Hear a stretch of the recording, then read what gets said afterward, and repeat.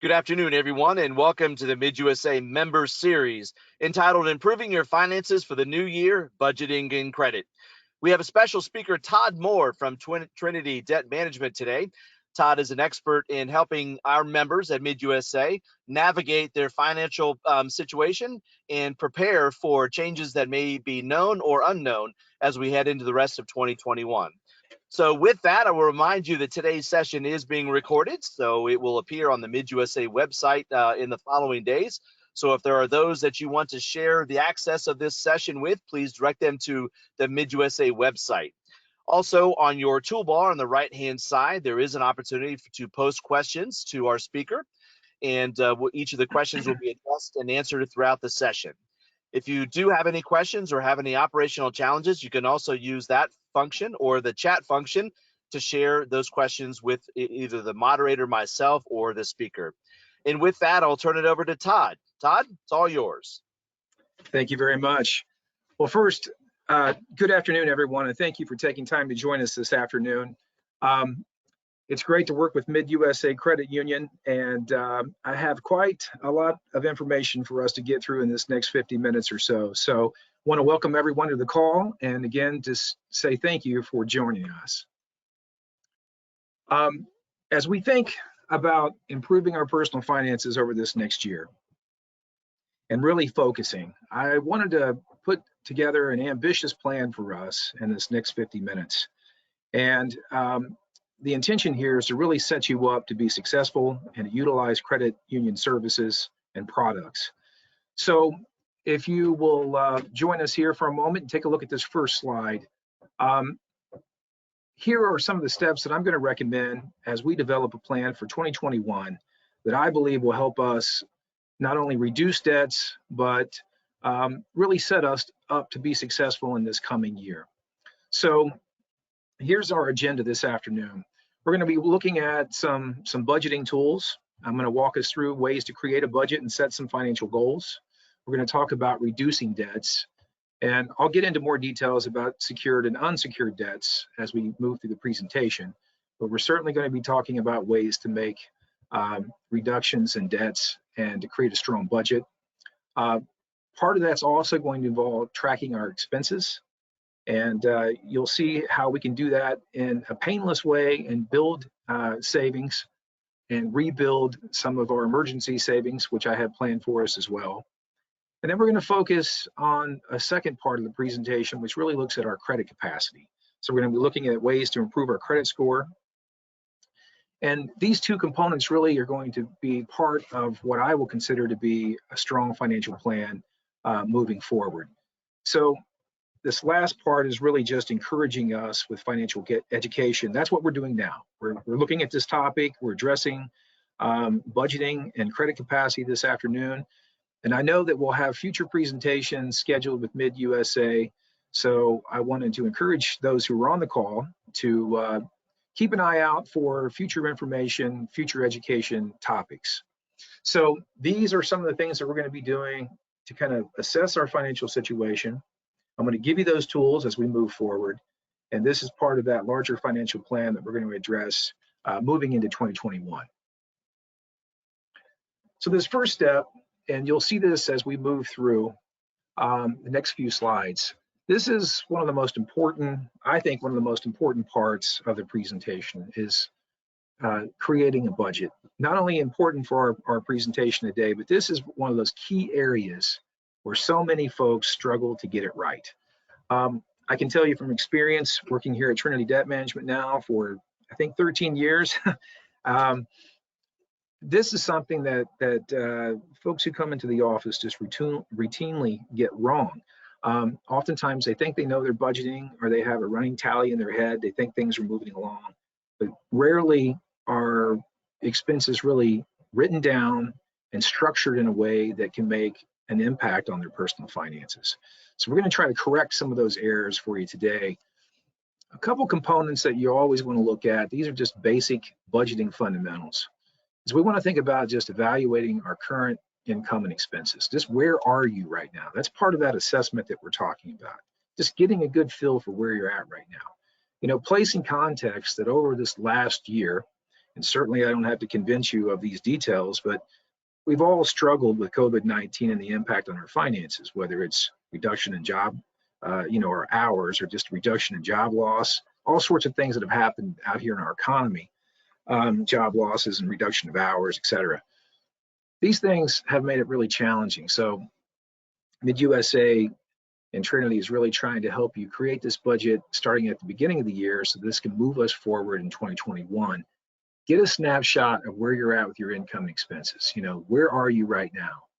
And then we're going to look for ways to kind of identify maybe areas where we can reduce expenses, or in some cases, areas where we're just overspending. We're also going to be looking at ways to create a consistent way to really do some debt management. That is, we'll be looking at our budget to take funds and reduce debts, particularly credit card debts or other outstanding debts, those unsecured debts that we mentioned earlier. We're going to look at ways to do some debt reduction just using our budget. That budget has to be in place because that's our guide. That's what creates momentum to really get a sense of where we're going in this coming year, but to have a target when we're looking out at December 2021. So when we're thinking about having improved credit capacity, or we're thinking about having a stronger savings at the end of the year, all those things are tied to this budget. So having just a basic understanding of what that budget is supposed to do, just income and expenses, and looking at ways to identify overspending, reduce expenses, those sorts of things. What I want to do now is I want to show you how to structure that. Beyond those kind of fundamentals, I'm going to show you two budgets that will produce some really great outcomes for you. First one is going to be that 50-30-20, and then what we call the money flow budget. So this is, I'm not certain if you've come across this one before, but we hear about budgeting all the time, but rarely do we actually look at some of the methods. And I really like this particular approach because if you notice here in the graphic, 50% of our income is just 50% is tied up in required expenses. So we already know, just looking at the dollar amount that we have, we can structure money around this form, this 50-30-20. So the reason I start with this one is, and if you'll join me here, this is basically the budget for those who need rules but don't like fine details. So this kind of gets us started in the process. So we know offhand 50%, lock that away into our required expenses. Then we have these other two categories. It's going to structure our funds to where we take at least 20% and put into savings. So already we're building savings into this plan. And then we have 30% of discretionary spending. And that's what we have to figure out. What are we going to do with this discretionary spending? So this is what we call, this is the looser budget. It's structured in the sense that 50% is tied up in our expenses. These are things that we're doing all the time: utilities, groceries, insurance, all that sort of stuff. Those are our monthly living expenses. It structures our funds in a way that we can put 20% into savings. And then we also have this 30% where, what do we do with this money at this point? So for those who are not really committed to budgeting at this point, or want some type of structure for budgeting, this is a little looser, but it also gives us some structure around how we use the funds that we have. So 50-30-20. This is a great budget to get started. And this is for those who are just trying to kind of figure out where they want to go in this next year, but they need some assistance in structuring their funds beyond just maybe a typical spreadsheet that lays out expenses. So this gives you a great form to get started. Now, for those who are working through spreadsheets and maybe want a little different approach, I'm going to suggest what we call the money flow budget. We can also call this one the budget where we set it and forget it, okay? Automation. Everything's automated. Now, this budget is going to take a little work to set up, but this is one of those budgets that once the structure is put in place, funds are going to go into your account. You're going to set everything up so that it's automated, and you're going to watch the outcomes. So basically what we have to do here is we're gonna have to think about what our priorities are in this next coming year. And then we also have to structure, we use this automation to just basically, you can do this in a lot of different ways, but particularly it works to establish the budget, set up the accounts at MidUSA so things are pulled out of your account. You set it, forget it. So you have a clear goal of where you want to go. So if it's emergency savings, you can use this money flow budget to do that. Every week money is going to be automatically taken out, put into another account that you've started at MidUSA that's directly targeted towards building emergency savings or just creating savings. And then, you set it and forget it, as it says. So let's walk through this for just a moment.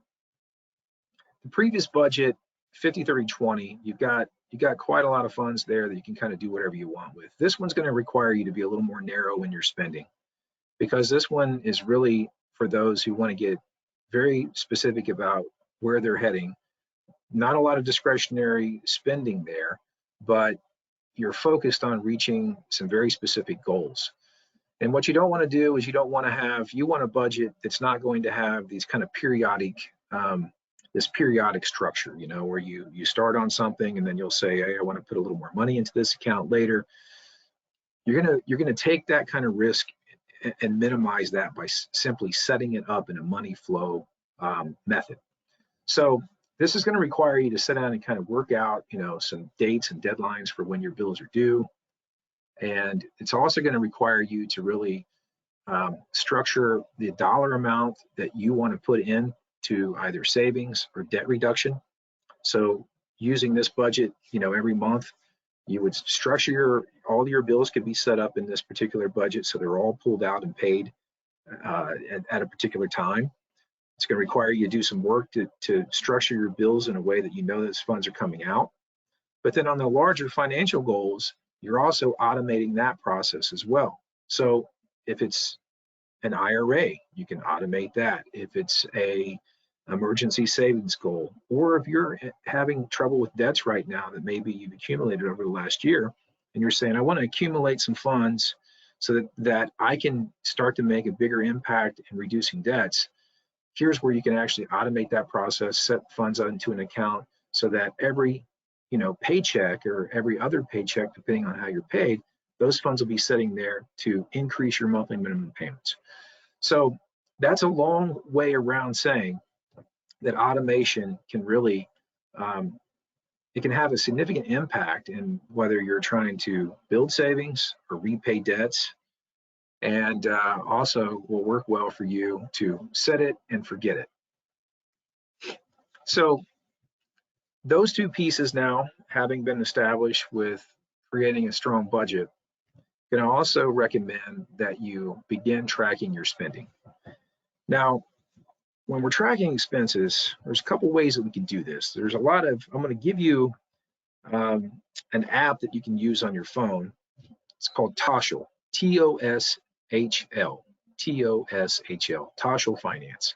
I believe this is a free app. I've used it for a long time. I used the free version. So you can track your expenses, but basically what we're trying to do is, in addition to our budget, we're going to track cash expenses that just may not be captured within our overall budget. We do things all the time where we're spending cash. We don't really track those dollar amounts. And really, one of the most important things about tracking expenses is to really learn about yourself. We talk a lot about financial behavior and how it shapes what we do in personal finances. But this is a way you can kind of analyze your own spending. You're analyzing your own spending patterns. You learn a lot about what you do with money and what you do wrong sometimes with money. But the basic idea is that we just keep this running tally of how much we've spent on particular items. We're going to categorize certain expenses. Tasha will do that. So if it's gas, groceries, things for the kids or family or sports, whatever those things may be in this coming year, you can assign a category to that spending. And when you're using cash and you're just spending for these items, you're monitoring that spending through time. And what Tasha will do is he'll create a nice little pie chart for you. It's very simple. You just put in, the item and that would be the category. You can assign a category for certain things, but you place the dollar amount and whatever you've purchased, and eventually you're going to collect enough information where you can have this nice little pie chart that shows you percentage of spending on particular things. And keep in mind, sometimes that's completely separate than what you had budgeted in your own overall budget. So sometimes you can find $50 to $100 in spending just in random stuff throughout the month that can be used, to increase monthly minimum payments on a credit card, or to take a $50 or $75 that you put in an IRA or something like that. All sorts of variation on that theme. The idea is we want to know something about our spending. So Costco is a great tool that we can use. Secondly, you would want to look at just your accounts at MidUSA Credit Union. So here, with your debit card, you've got all sorts of transactions. Your transaction history should show a pretty consistent pattern of things that you're buying. And that's what you're really looking for. You're looking to identify some of those patterns within your spending, so then you can go back and identify, again, areas that you're overspending or ways that you might reduce debts. So you go into your account and you start to look for certain items. And most of us have certain patterns within. I know I certainly do, no matter how long I've been trying to do this and practice what I preach. We all fall into certain patterns. All these spending patterns seem to creep back into our personal finances. So what I'm going to encourage you to do is to really start down this path where you're tracking your expenses. There are many other ways to do this, but certainly utilizing the Tasha app or looking at your transaction history at MidUSA. Again, the goal is to look for ways that we can identify spending patterns and then take those funds where we've overspent and assign that to our personal finances in a different way. We're looking to improve over this next year. And this is a great way to shift behavior just by simply tracking expenses. Another thing here that we'll talk about is that when you're using credit cards, this is where I think a lot of us go wrong, is that credit cards oftentimes, we get ourselves into a situation where we haven't utilized cash and we wind up using credit cards thinking that we can extend some of our spending with credit cards. This is where I think a lot of us we can fall into a debt trap pretty easily. And that's where I'm going to shift our attention now. Here in a few minutes, talking about credit cards and the ways to avoid long-term debt. But the idea here with tracking your expenses is to make certain that you're assigning additional dollar amounts to pay down debts. Earlier, we talked about emergency savings fund.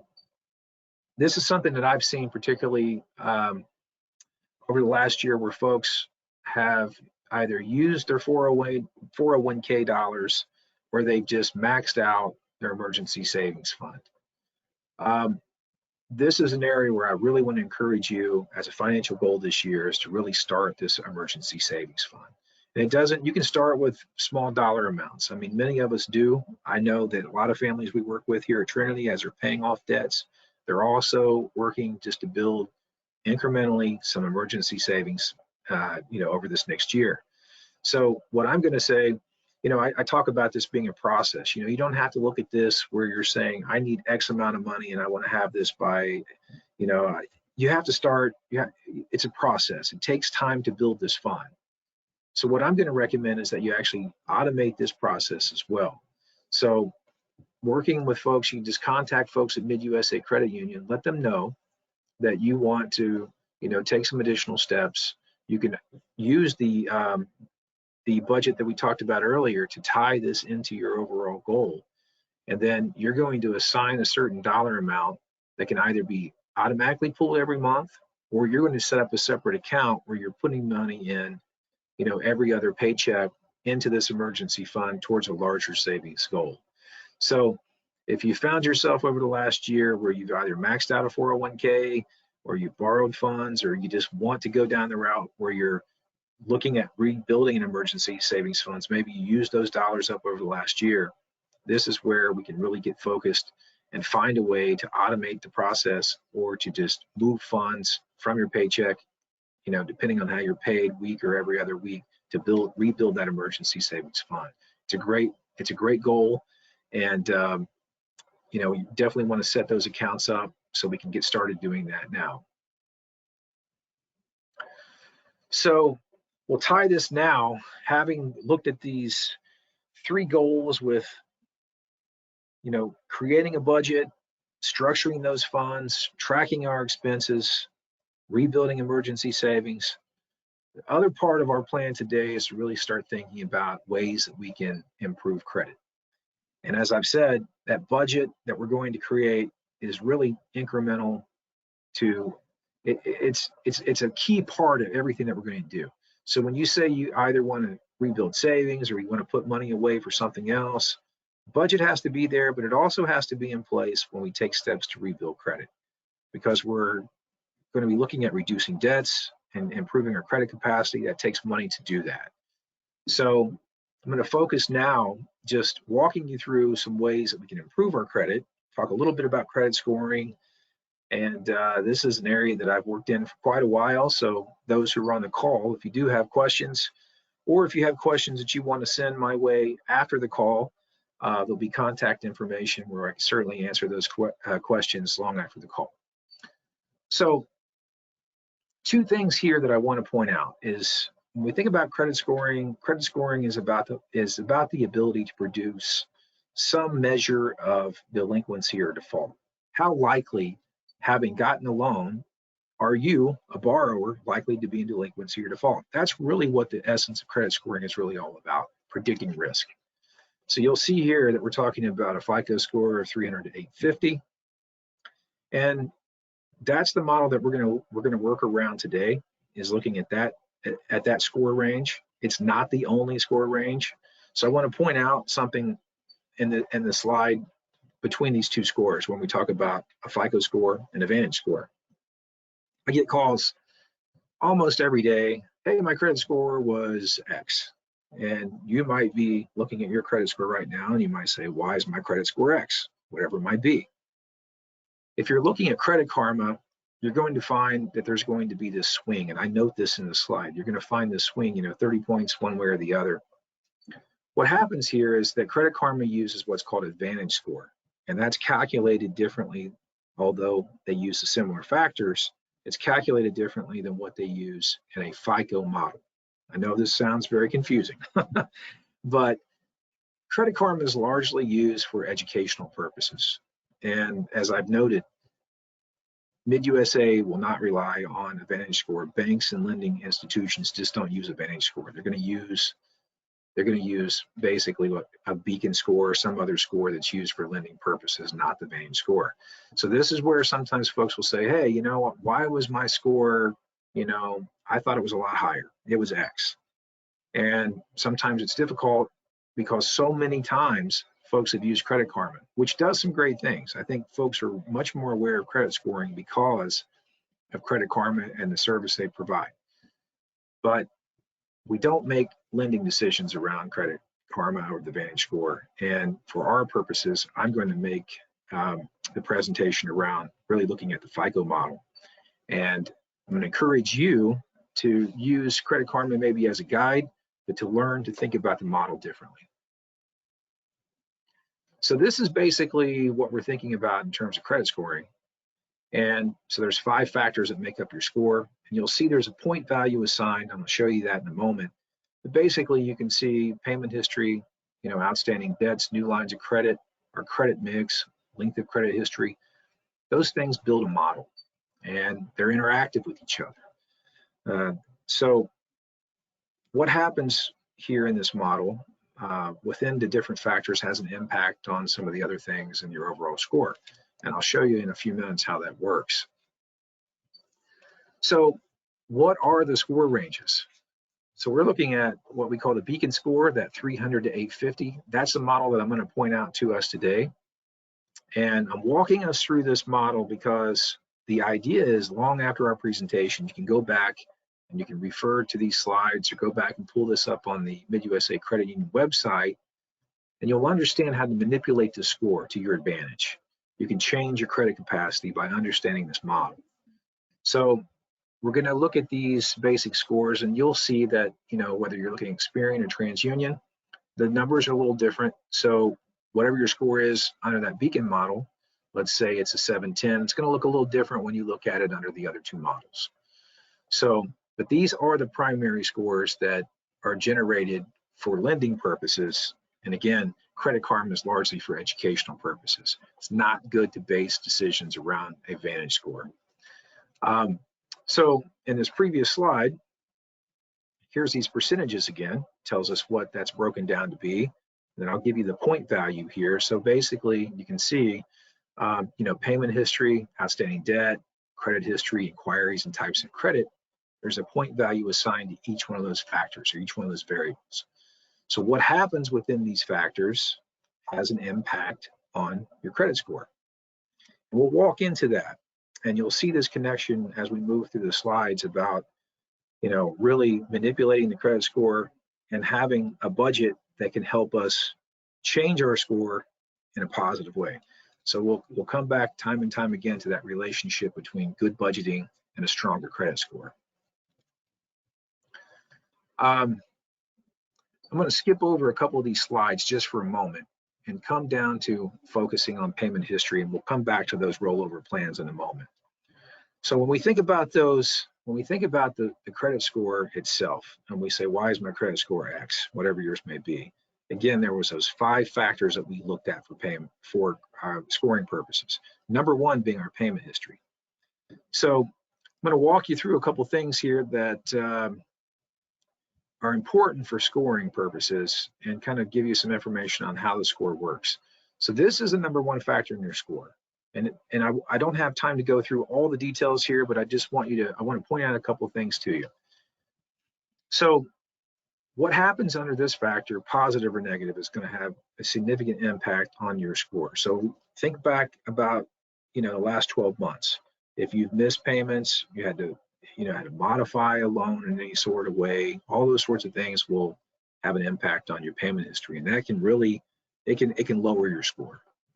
Now, if you're making a number of late payments, or you've had some other issues, charge-off accounts, collection accounts, all those sorts of things, the activity leading up to that is what will lower the score. So oftentimes when we look at a charge-off account was non-payment after about 90 to 120 days, an account sold to a third-party collection, that activity leading up to the actual charge-off, that affects payment history, that lowers your score. And there's all sorts of other details in here. I won't go into all of that today, but really what I'm focusing on here is that if you've had inconsistent payment history, you're certainly going to see that reflected in a negative score. And just the opposite, where we've had negative history and we're trying to improve our finances, that's where we have to start with positive payment history moving forward. So if if you've had a few issues over the last year, and many of us have had problems, we want to create some positive payment history moving forward. So, payment history certainly accounts for payments that are timely, those that are late. They all have an impact on the score. But this slide you can refer to back later. It shows you it's much broader than that. This also deals with everything from bankruptcy and foreclosure and garnishments, and all sorts of things get packed into payment history. And then again, things such as collection accounts and charge-offs, those things fall under payment history as well. And that can have a pretty significant impact, negative impact on your score. Outstanding debts. This is where we look at, the overall debt amount that you're carrying. So when we think about improving our credit score over this next year, in addition to reestablishing some positive payment history, making certain that we don't, we're not late or have any kind of issues with our payments, or that we don't have a charge-off account or anything like that. Absent those issues happening, when we think about raising our credit capacity this year, then we focus on this factor. You may not have had issues where you're just late on payments or any kind of charge-offs, so those sorts of things apply to you. But this one could be something, and oftentimes this is where most of us fall, is we have to find a way just to reduce debts. So the idea here is that with outstanding debts, this is what we look at in terms of what we call the credit debt ratio, okay? So think about a line that goes from basically 0 to 100. That's any time that we're crossing 30% or crossing past 30% on that line. Each increment going out towards that 100% or being maxed out, we know that we're carrying more debt. And then go back to the basic logic of credit scoring. The higher debt we carry, the more likely you are to be in delinquency or default. So what does all that mean for credit scoring? It means the more debt that you carry, the lower the score, because it indicates that you're more likely to, you wind up in delinquency or default status. So when we're looking at this factor, our goal is to kind of use this credit debt ratio, which looks at that I'm going to call it the 30% rule for just to simplify things today. You want to take whatever line of credit that you have, and this is what we call unsecured credit cards, not tied to something else, not a home loan that's tied to your home or something like that, but largely credit card debt. That we basically want to shift that credit debt ratio somewhere around that 30% and then bring it down. So here what we have to do is just understand that as we go out beyond 30%, we're shifting the credit debt ratio in a negative way, which is going to lower our score. So I'll come back to this credit debt ratio and we talk about a few other methods here in a few moments, but I just want you to understand that basic concept that that 30% rule has a lot to do with where our credit capacity will go in this next year. So if you're along that line out beyond 30%, the higher out along that line, the lower the score is going to be. So our goal looking at 2021 is to say, how do I budget funds in a way that I can change the credit debt ratio and improve my score? Okay. So we'll come back to this in a moment in some of the in one of the other slides. I'm going to move us through a couple slides here quickly just to look at the rest of our credit score, because this has a very big impact on where you're going to go in this next year. So we're looking at length of credit history. So this is a measure of just how long have your account's been open, and sounds pretty simple. I opened an account, how long have I had it? It's actually not that simple. Oftentimes people open and close accounts, or they close accounts that they shouldn't have closed, and all of this has an impact on your score. So what we're looking at here, and I'll point out here on this a couple bullet points here that I think you should know, is that first of all, as you get into these accounts, I'm here to help. You can always either talk to MidUSA about accounts that you would close, or just pick up the phone and give me a call. I can run a credit report. We can talk about your credit history. I don't want folks to open and close accounts because it has a significant impact on your score. Oftentimes you can lower your score because it can shift the credit debt ratio. But here's the rule I want you to remember, okay? If an account's open longer than 7 years, you don't close the account, okay? And then this is not to say that there's no room for closing accounts. I don't want to confuse folks. But in general, there's a tendency to either open and close accounts. That kind of action, for credit scoring purposes, actually it weakens the overall credit score. So active open accounts that are in good standing, that's part of your credit history. We don't want to close those accounts. We keep them open, and that provides a foundation within our credit score. So when we're making plans, whether it's looking at a home loan or something else, you would not want to start closing down accounts as you were getting in. Let's assume you've paid off some debt, you want to purchase a home, you're going to shut down a couple credit cards, and you're thinking you're making the right move. And I've seen that happen many, many times.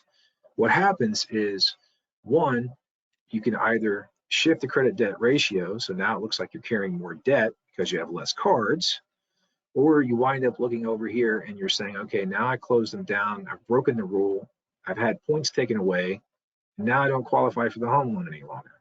Or maybe my score is lower than what I wanted for those terms. So that's a long way around saying, basically, look, call us if you have questions about length of credit history, but understand, open active accounts, we want to be selective when we open and close them. And in general, opening and closing accounts will have a negative impact on our score. I won't spend a lot of time on inquiries, but there are two types of inquiries here, what we call hard and soft inquiries. Hard inquiries is where you're asking someone to loan you money. And that's where you want to be a little more careful about applying for, someone's running the credit score.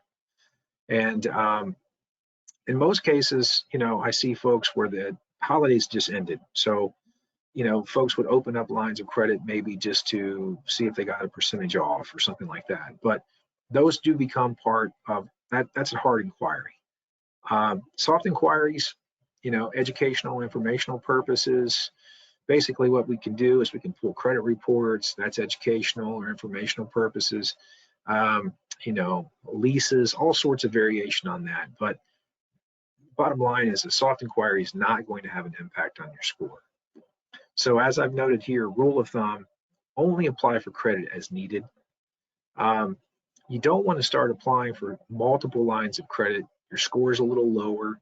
You're not sure what that minimum score really is, but you just start applying for lines, hoping that good things will come. That type of behavior is what we want to get away from. We only apply for credit as needed. And we also, learning this model will know that whatever that minimum score is for that particular line of credit, you can always call the lender and ask those types of questions up front. But we just want to take that randomness out of doing things in 2021. So as you're applying for things, apply for what is needed, or reach out to the credit union and ask questions about a particular line before you start to apply. Because inquiries can have an impact on your score, and particularly hard inquiries, if there's a number of hard inquiries that are made within the next year. So we want to be careful if we're trying to improve our credit capacity that we don't hurt ourselves by just having too many hard inquiries. And then lastly, this credit mix. And I reference this because sometimes we need to, there may be some folks that actually need to build credit.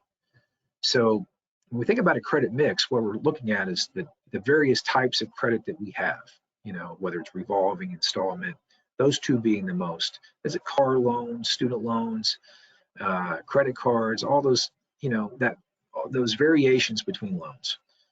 Some of us only have credit cards, or maybe we haven't really built enough in terms of expanding our credit capacity. Some of us have cards that are lower dollar, that maybe we want to shift that into a little better, a higher line of credit, a little better interest rate, those sorts of things we want. So some of us might want to look at our credit mix, kind of figure out where we're at. Am I over leveraged just on credit cards? So if there's folks on the call and they're thinking, I'd like to purchase a home, is my credit mix strong? What else do I have here that I can improve on? Sometimes we have to look at this credit mix. It goes, a lot of times, many of us have bought cars or have credit cards, those sorts of things. So it doesn't seem like it's an issue. Or for a lot of borrowers, we need to kind of strengthen our credit mix as we build, where you can really strengthen your credit score overall by, looking at this factor where you haven't spent enough time looking at it. So we want to look at, what is our mix of basically credit cards, bank loans? What does that really look like? And if you're a borrower that has, several smaller dollar cards and you want to be a home loan, or you want a home loan or be a homeowner, these are ways that we can work together to really help you rebuild your credit. So I want to take us back just for a moment to this rollover plan. So we basically looked at this model here. Okay, we know these 5 factors. We've gone through some of those factors. We kind of know the logic of credit scoring.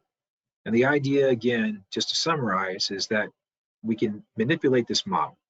We can use this model to improve our capacity. We no longer see this model as hampering our progress. We see it as the way to improve and make certain that we're improving over the next year.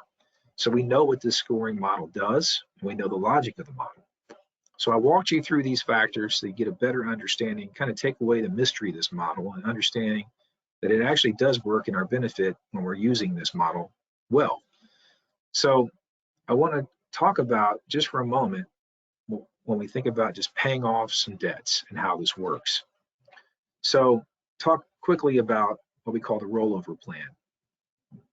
So let's assume you've got some cards that we're trying to pay down, and we want to figure out a way to use the dollars that we have to really kind of maximize our credit score. We need our score to move.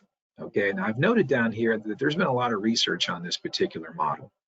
And what I like about it is in practice, as I've seen here at Trinity for more than 13 years, this could be a really great way to motivate you into action and to see, it's a very efficient way to see some changes in the credit score. So here's how this works. You'll hear the debt snowball, rollover. These are two words that are used interchangeably oftentimes, but here, let's take a look at this first bullet point. So what we're talking about here is we're going to rank order from the lowest to the highest debt. You can say low-hanging fruit, pick a term, but here's what we're really talking about is rank ordering lowest to highest debts.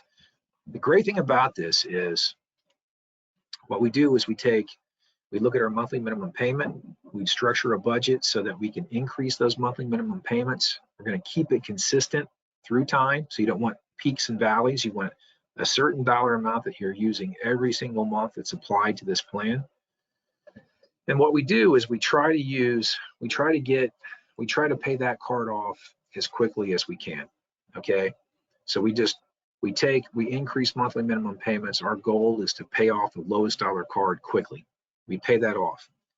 So assume that we've paid that off. Now we've got this extra $100. We want to take that $100 and we roll it forward to the next card. Okay, rank ordered, lowest to highest. So now in addition to our monthly minimum, now we're paying almost $200 a month on that particular card. And again, we just keep doing this process as we move forward. So what we try to do is we try to create some kind of timeline around this. So, I've put in here 6 to 24 months, depending on what your score looks like. So, if you are at the lower end, it's going to take longer to build the score. And we always like to look out at least 24 months if your score is lower. So let's say that you're in a, low 600s. It's going to take some time to build this score. But if you're also a person who's acquiring a home loan here soon and you're really motivated to do that, we use this method to say, okay, within 6 months, I think I can be there. And this is where a rollover plan can really do some great work. You focus on the lowest dollar card, you pay it off quickly, you pay that debt down, you move that money forward to the next card. What that's doing is, again, shifting the outstanding debts that we owe. That's that credit debt ratio that I talked about, or outstanding debt in that previous slide. That's listed here. So now that we've shifted that credit debt ratio, our score goes up, we get the home loan, and it's a good day. And that's what we want. That's what we want to aim at in this next year. Another method I'll suggest here is what we call the credit debt ratio method, okay? So in that previous slide, we were paying something completely off, okay? We paid card one completely off, rolled the dollars forward. This is a slightly different variation on that model. This is what we call the credit debt ratio model. I like this model because it has a lot of efficiency in here. And I talk about this when we talk about consequences of the method. I say it's an efficient method to change the credit score, and it's motivational. Motivation, notice I've said that word twice now in both slides. There's a reason for that. When it comes to this work, we need a push. We need to see things happen because it can oftentimes kind of be overwhelming. So we want to see things move. So I've tried to give you some practical ways to do that. The credit debt ratio method, what we're doing here, in the first method, we were paying that completely off. In this one, we're not doing that. Our goal right here, and I'll say, here we go, if you can see on the slide here, is that we're trying to reduce by 30 to 50%, then we pay off. So what we would do is we would kind of rank order our cards again. Okay, we prioritize lowest to highest. We set up a budget. In addition to our monthly minimum payment, we know that we're going to pay down a card at least at 30%. So take whatever card, that lowest card times 0.30, that's our 30%. That's our goal. We're paying that one down. We're not paying it off. Now we're going to focus on card two, and we're going to shift that credit debt ratio down to somewhere around 30%, and so on and so forth. So assuming you have 5 cards using this method, we don't pay any of these cards off immediately. What we're focused on is just getting us in that realm of 30 to 50%. That shifts the credit debt ratio, that moves the score. And that can be a very effective strategy as we start to see some movement within a score. Then once we get it in that 30% range, then we can go back and kind of do this method where we can roll it over and pay it on down. But this is a great starting point for folks where you really want to see some movement. You want to pay these debts down. You don't have a lot of time. And this is a way that shifting the credit debt ratio, you'll see a pretty significant impact without, having to pay down something in full. You're going to see what happens by doing that action. And I think that's very important in personal finance, that you see an outcome as you're doing the work. So credit debt ratio, very important as we move forward this year. Like, if you have any questions about that, as we move through any of the slides, please let me know in your comments as we close, or you can always give me a call later and I can give you more detail about the work itself. So that is a mouthful, and I have been trying to move us along quickly to get through our 50 minutes. But now I wanted to talk just kind of quickly, application. Goal here today, not only to give you good information, but I want you to apply what you learn. So I'm going to give you a couple suggestions here. I'm going to go back and yes, I am repeating some of these themes, but there's a reason for that. Very important that you create a budget and you set a debt management plan. As I've noted in the slide, be specific. Write down what you aim to do. Very, very important that it's written out. It's one thing to say that you have a plan, it's another to have a written plan. You've heard this before, but I cannot stress enough how important it is to have an actual written plan that you refer back to, and this is where you want to go. So structure a budget, figure out that debt management plan. And what I'm talking about by debt management plan is, do you plan to create a rollover? Are you going to follow the rollover method? Or is your plan to actually look at changing credit debt ratio? Is it the credit debt ratio method? Which one of those debt management strategies or approaches do you want to follow? And then the question is going to become, well, if I settle on the credit debt ratio method, it's going to take money to do that. So how much am I going to have to come up with monthly to meet that obligation?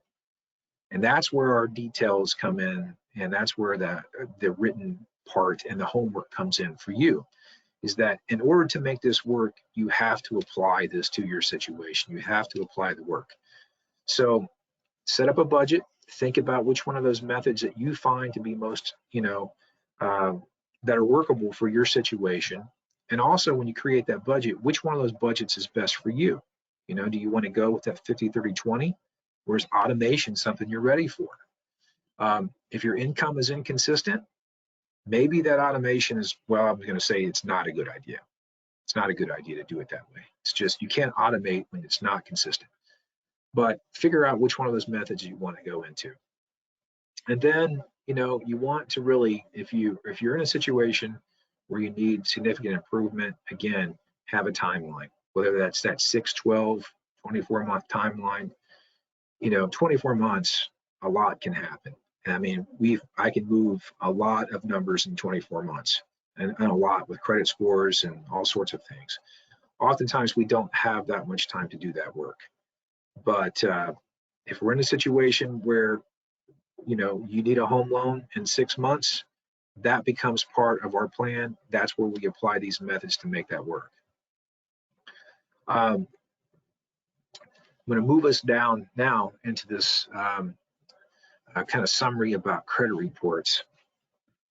I've given us this information only. I won't go through a lot of information on this particular slide, but this is some information you can refer to back later as you work on your score. There's a lot of questions as they get into credit reports. How long does account stay in good standing? What if I had a charged off account? Those sorts of things.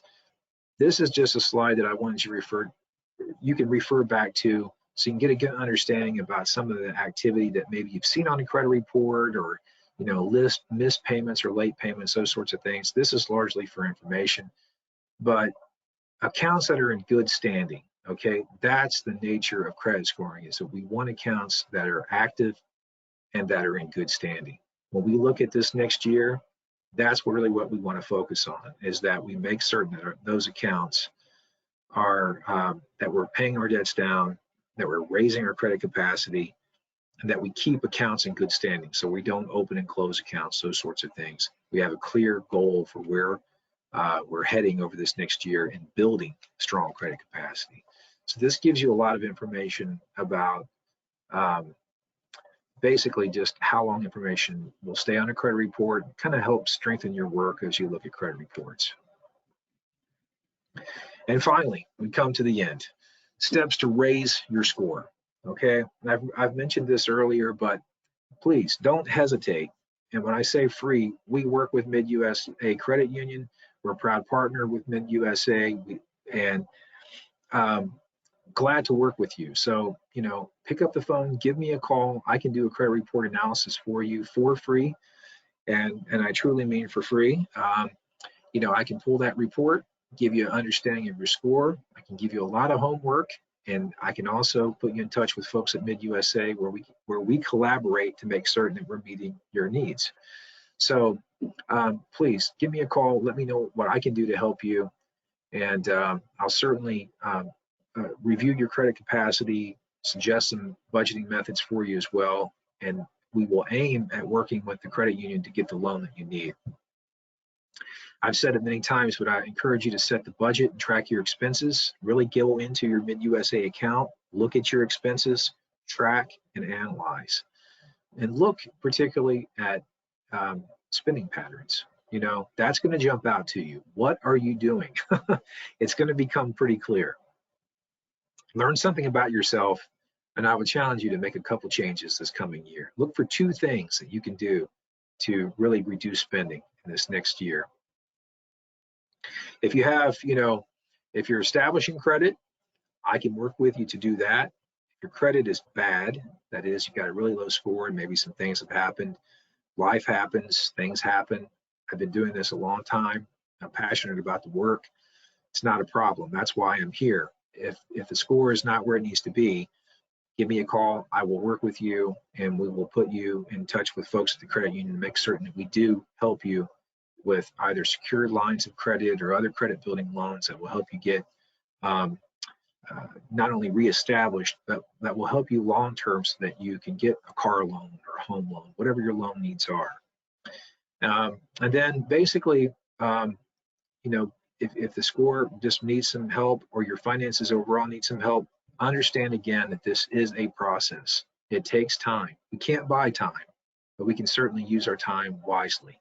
So, if you need significant help, what we're going to be looking at is just really making certain that we focus not only in this next year, but if it's something that we really need to work on, that we have a clear goal over the next 24 months. Included a couple things here for you if you want to go back. The 3 credit bureaus have a lot of great information there, lots of information there about, I would encourage you along the lines of financial education just to go back and look at their blogs, just some of the information that they write about. Take 30 minutes or something and go to the website, have a cup of coffee sometimes on your lunch break, pull up one of these websites, read some of the information that they talk about, read other people's questions, those sorts of things. It's really interesting to see that sometimes their question is things that you've thought about yourself. But the idea here is that you continue to learn. So I'm going to encourage you as well to continue to learn. So that, folks, is a pretty intense 50 minutes with budgeting and credit scoring. And that does conclude our presentation today. But hopefully we'll have a chance to get together again. Here's a contact number to reach me. And if anyone on the call has any questions, I'll take a few questions before our time has ended today. Bruce? Todd, thank you very much for the presentation today. Lots of great information, lots of directional thoughts for the MidUSA members. There are 3 questions that have come in. We'll go ahead and address those now. If any more come in, we'll share them with you. The first question is, what is the number 1 thing I should do immediately to start improving my credit? Yes, this is a great question. I'm going to encourage you to actually set a budget. Go back and find one of those 2 budgeting methods, because that is that guiding document. So whether you choose the 50-30-20 or you go another route. If we're looking to set priorities, whether that's improve our credit capacity, rebuild savings, establish more funds for retirement, whatever those goals may be, it has to be driven and structured by a budget. So that would be my starting point, to really get a good sense of where I'm at right now. What are my options? How much can I afford to put away towards either retirement or building savings or creating a savings plan, those sorts of things, or focus on debts. What do I have? What is the bottom line? What can I really work with? I think if you establish one of those budgets and align clear priorities, that's going to set you a direction for 2021 that is, it's going to give you a lot of momentum to reach those goals by December. So that would be where I would start. Create a strong budget. Great. Thank you, Todd. And the next two questions are very similar, so I'm going to combine them together. And the genesis of the question is, if I check my credit score, does it impact my credit score? Yeah, this is a great question as well. So that goes back, the short answer is no, it does not. You can pull that score as often as you like, and that goes back to that idea of being a soft inquiry. So that's where you're trying to learn more about the score itself, evaluate the score, strengthen your credit capacity. So reviewing the credit score has no negative impact on your score. It will not damage your score in any way. And along those lines, again, I'm a resource for you here at Trinity. So in addition to some of the work that you do on your own, I can always run a report here for you. We run Equifax reports here at the office. If the report is run from the credit union, I can always work with you to review that credit union reports as well. But bottom line, that's not going to impact your score negatively. You can look at your score. I would encourage you, however, not to look at the Vantage score. Remember that that's largely for educational purposes, so it's not going to be the score that's used for lending purposes. So when we make assumptions about our score, make certain that you're looking at either Equifax, TransUnion, or Experian. Those are the three credit reports that we need to look at in terms of make good decisions about credit capacity. Excellent. All right, Todd, thank you very much. And I'll remind everyone that today's session was recorded. So if there are others you'd like to share this tremendous information with, you can direct them to the MidUSA website, or of course, you can direct them to a MidUSA financial service advisor, which can start the process and communication with Trinity and or work with you on any of the tools and techniques that Todd referenced today. Otherwise, look forward to the next MidUSA member series session coming up very soon. Thank you very much, Todd, for your insight and expertise, and everyone have a great afternoon. Thank you. Thank you.